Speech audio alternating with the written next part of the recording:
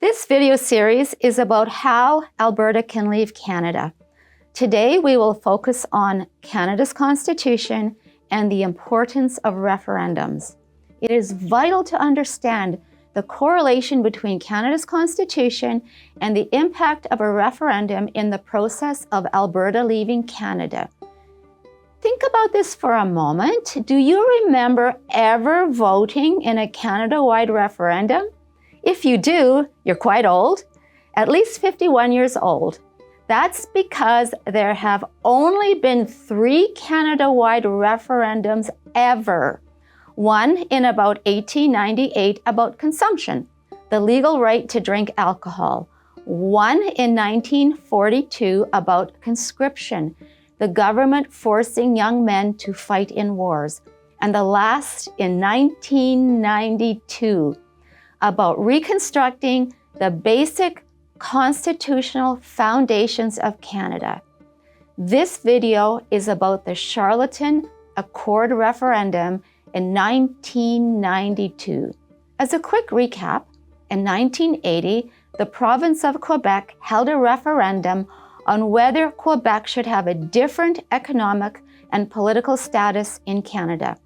40% of Quebecois said yes for change.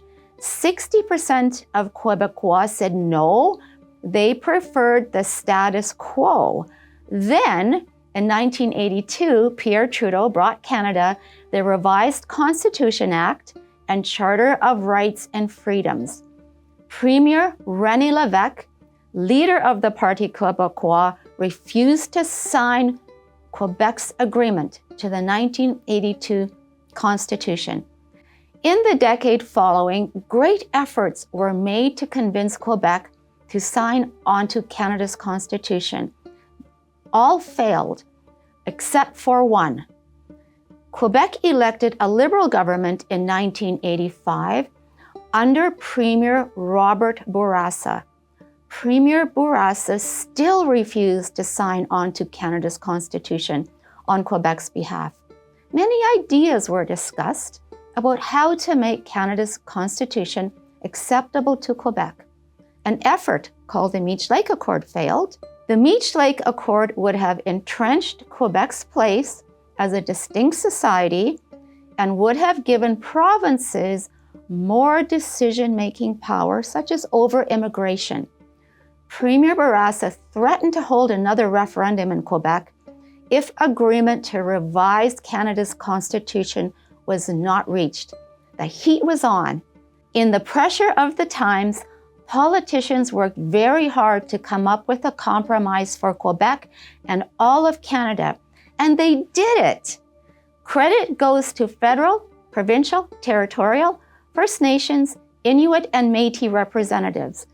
This accord, this effort, was the one and only time that Quebec would have signed on to a change. I have to say, the scope of the negotiated terms was impressive. These were some of the agreed terms between politicians. Aboriginal Treaty and Métis rights would be enshrined in the Constitution. In addition to the federal and provincial governments, there would be an Aboriginal government added, so there would be 3 levels of government: federal, provincial, and Aboriginal. Quebec would be recognized as a distinct society. Core Canadian values would be listed, which the courts would have to consider. The provinces would take over more federal responsibilities, such as with forestry, mining, and natural resources. There would be an elected Senate with seats for Aboriginal voters, and there was a longer list of proposals. It is so impressive that the writers of the Charlottetown Accord wanted Canadians to have a vote. Every Canadian citizen would have a vote to decide whether Canada would be fundamentally changed. The people of Canada would have their say in a Canada-wide referendum.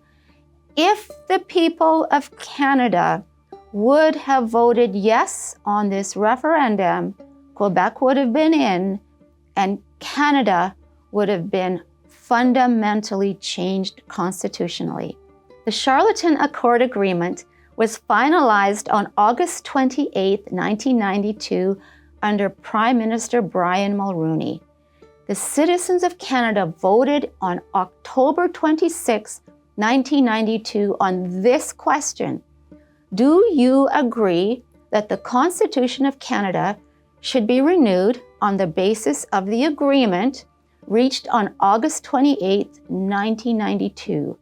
On a side note, do you think this was a clear question that every voter in Canada could understand? I'll repeat it. Do you agree that the Constitution of Canada should be renewed on the basis of the agreement reached on August 28, 1992? There was a lot to digest. On August 28, 1992, Canadians voted. The results were 45% yes and 55% no. By a margin of 10% difference, only 55% of Canadians voted to keep Canada's status quo.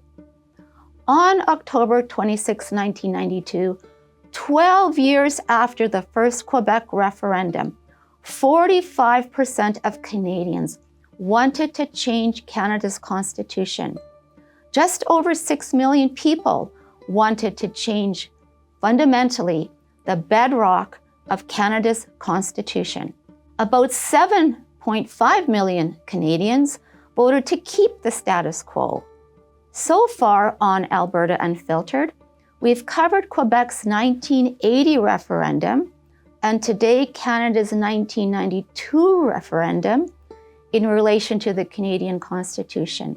Let me ask you this. If you had voted in 1992, how would you have voted? Understanding the impact of these referendums brings us closer to understanding how Alberta can leave Canada. We will deep dive into Quebec's all-important 1995 referendum in an upcoming video.